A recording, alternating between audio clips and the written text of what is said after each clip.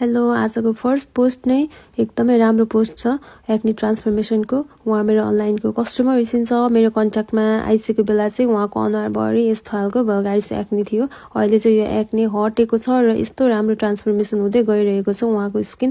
As you can see उहाँ आफैले मलाई म्यासेज गरिरहेछ।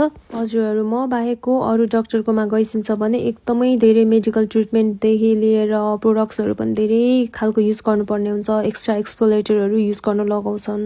ग्यास्ट्रिक पोइन्जेल एन्टिबायोटिक खानु पर्यो, ओइन्टमेन्ट त लगाउनु नै पर्यो, केमिकल पिलहरू गरिराख्नु पर्यो। सो पैसा पनि एकदमै धेरै जान्छ।